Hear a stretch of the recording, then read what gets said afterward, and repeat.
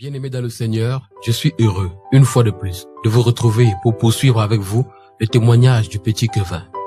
À la réception du premier message, nous crûmes que nous avions déjà tout entendu, mais ce n'était pas le cas, car le Seigneur nous réservait encore plus surprenant comme message et révélation. C'est ainsi que le 4 juillet, comme promis, le Seigneur se manifesta encore à Kevin. Il raconte. Le Seigneur m'a encore visité. Il m'a montré d'horribles choses. J'avais achevé ma prière du soir et je m'étais couché, et lorsque je me suis endormi, je me retrouvais dans le feu et dans le tourment. Je souffrais atrocement. Mon corps brûlait et je ressentais une très grande tristesse dans mon cœur. La douleur que je ressentais était si forte et ne pouvait être comparée à aucune autre douleur. Je dis, Seigneur, ne m'abandonne pas ici. Ne me laisse pas dans ces flammes. Pardonne-moi si je t'ai offensé. Et c'est alors que j'ai entendu une voix comme le tonnerre me demander, qui es-tu? Je répondis, c'est moi ton serviteur, Seigneur, celui à qui tu as révélé ton royaume. Et la voix continua, qui es-tu? Et je repris, Seigneur, tu me connais. C'est à moi que tu as confié la tâche d'annoncer ton message à ton peuple. S'il te plaît, délivre-moi de cet endroit. Je vis une grande lumière venue à moi, et cette lumière éclairait les ténèbres dans lesquelles j'étais, et je pouvais distinguer la silhouette d'un homme dans cette lumière.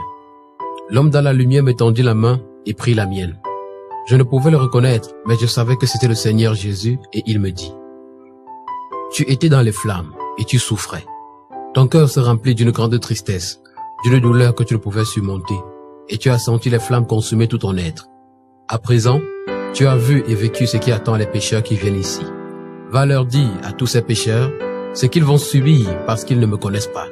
Tu es venu ici pour un but précis, voir la tristesse et la désolation du séjour des morts. Et le Seigneur prit ma main et m'amena dans un lieu où se trouvaient des petits enfants et me dit, regarde ces petits enfants. Et je vis les enfants de 2 à 9 ans devant un grand géant. Ils regardaient les dessins animés tels que Dora l'Explorer, Bob l'éponge, Bisounours, Barbie, Peter Pan, Dragon Ball Z, Naruto, Bleach, Fairy Tail, etc. Je pouvais aussi distinguer les logos des chaînes suivantes, Manga, TG, Game One, Nickelodeon. Bref, je pouvais voir toutes les chaînes qui présentent les dessins animés et ces enfants ne pouvaient s'empêcher de regarder l'écran devant eux. Le Seigneur me demanda, sais-tu pourquoi tous ces enfants sont-ils ici? Non, Seigneur, dis-je. C'est à cause de leurs parents qui les ont scandalisés et ne les ont pas conduits à moi. Mais ils les ont détournés de moi et leur châtiment est pire que celui de ces enfants. Le Seigneur me conduisit à un autre endroit où il y avait toujours un écran géant, mais cette fois-ci, on avait affaire aux adolescents et aux personnes plus âgées qui regardaient les films pornographiques, les telenovelas, les films mondains, et je pouvais voir les logos des chaînes Nina TV, Canal+, Disney, NT1, RTL9, TMC, etc.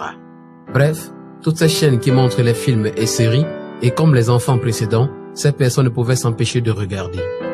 J'ai, pour la première fois, senti la tristesse qui accablait le Seigneur qui me dit, ça me rend triste de voir tous ces enfants souffrir ici.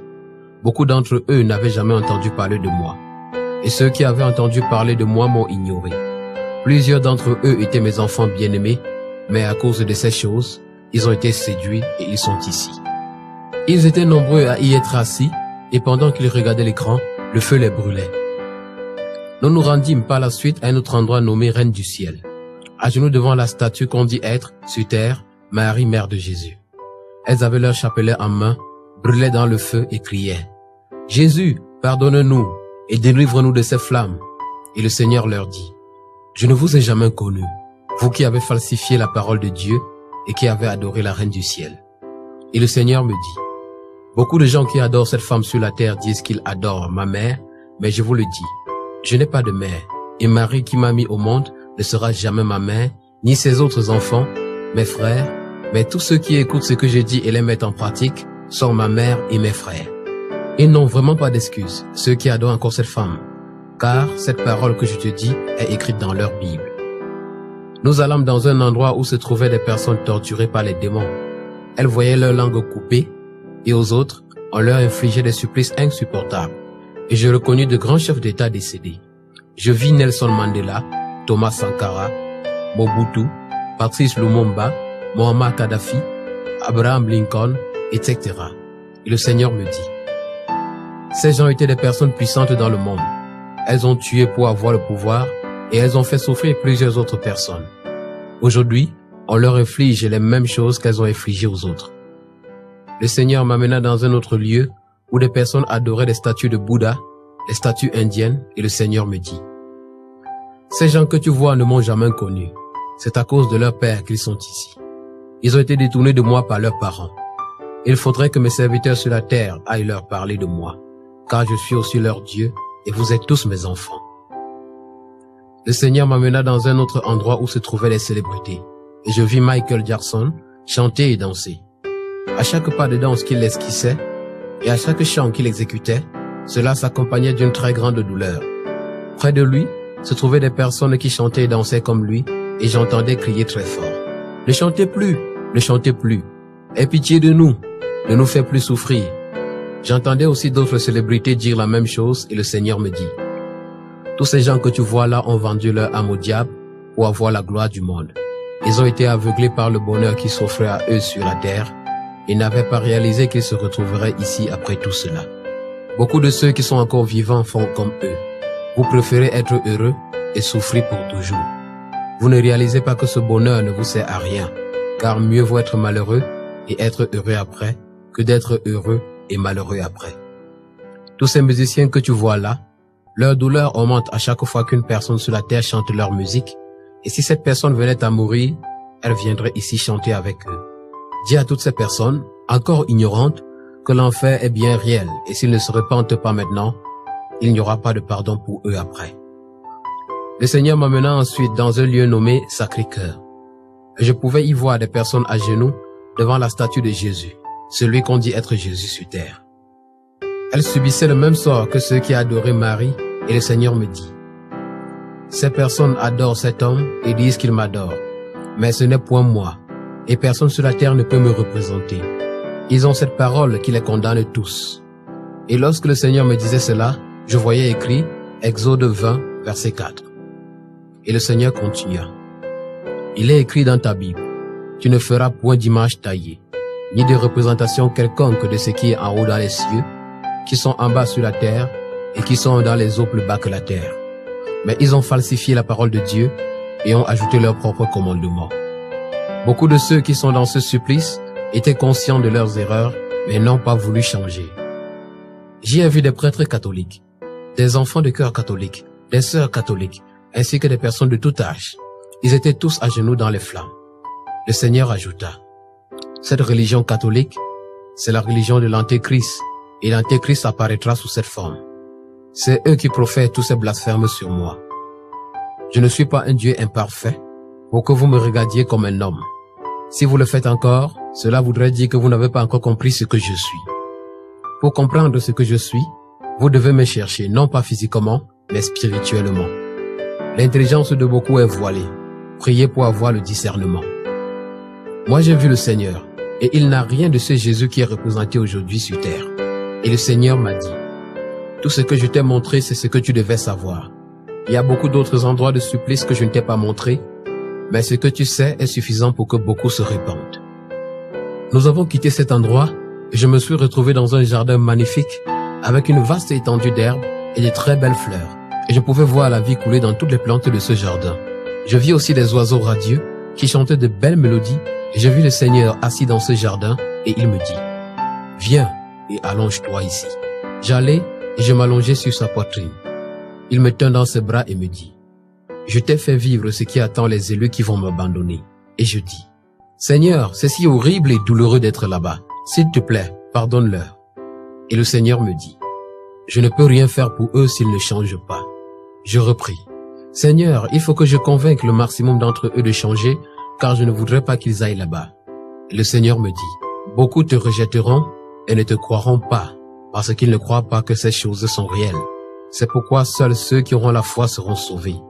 Toi, si je ne t'avais pas montré ces choses, tu n'aurais pas cru, mais heureux ceux qui n'ont pas vu, mais qui croient. Et moi ensuite d'ajouter: Seigneur, je comparais ce que les gens disaient à ce que tu as dit. Le Seigneur me reprit: c'est parce que tu jugeais ces choses avec ton intelligence, quoique tu te servais de ta Bible, mais c'est avec l'Esprit de Dieu que vous confirmez si ces choses viennent de moi. Les hommes utilisent leur intelligence pour me comprendre, mais ils ne le peuvent pas sans l'Esprit de Dieu. Les pharisiens connaissaient les Écritures qui parlaient de moi, mais ils n'ont pas cru en moi parce qu'ils n'avaient pas l'Esprit de Dieu en eux. Regarde mes mains, mes pieds, et regarde mon côté. Sais-tu pourquoi je garde ces marques? Et je dis, oui Seigneur, je pense que c'est pour prouver à ceux qui te voient que c'est bien toi, car tu n'as pas changé, et que ce n'est pas facile de te remarquer sans ces marques. Et le Seigneur d'ajouter, oui, tu as vu juste, mais ce n'est pas tout à fait ça. C'est pour que lorsque je reviendrai, ces marques servent de témoignage qu'ils m'ont vraiment crucifié, le Fils de l'homme. Et aussi pour montrer que j'ai donné ma vie pour le rachat des péchés, pour sauver ceux qui ont cru en moi. Ces marques serviront à racheter les justes et à condamner les pécheurs, mais je ne les aurai plus lorsque tout sera accompli. Je me sentais si bien dans les bras du Seigneur et je pouvais ressentir son amour. Cet amour est parfait et aucune autre personne sur terre ne peut nous l'offrir. Personne sur la terre ne nous aime comme Christ. L'amour de Christ est indescriptible avec les mots et on ne saurait lui donner sa juste valeur en le définissant par notre vocabulaire. Cet amour est au-dessus de tout notre entendement et surpasse notre logique et notre compréhension.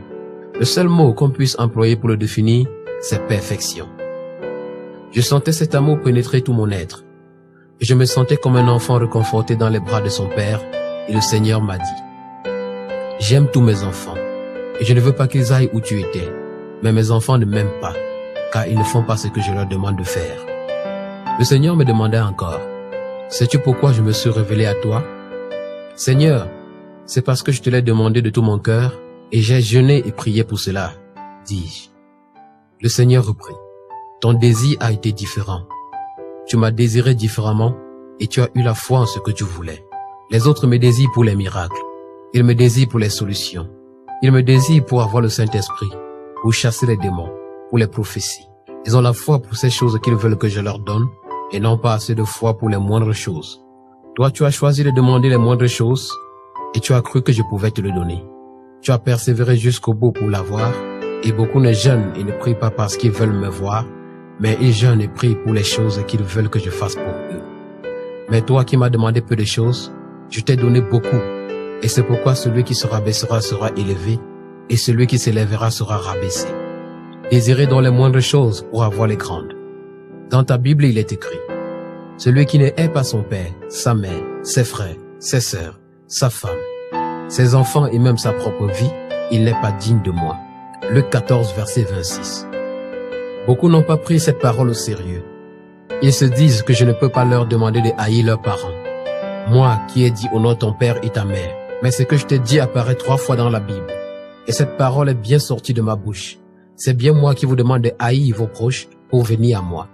Car beaucoup aiment leur père, leur mère, leurs frères, leurs sœurs, leurs femmes, leurs enfants et leur vie, et c'est à cause de ça qu'ils vont dans le tourment des flammes. Tu étais dans ce lieu et tu as vu que plusieurs y étaient à cause de leurs parents. S'ils connaissaient ce qu'est le royaume des cieux et ce qu'est l'enfer, ils les haïraient tous.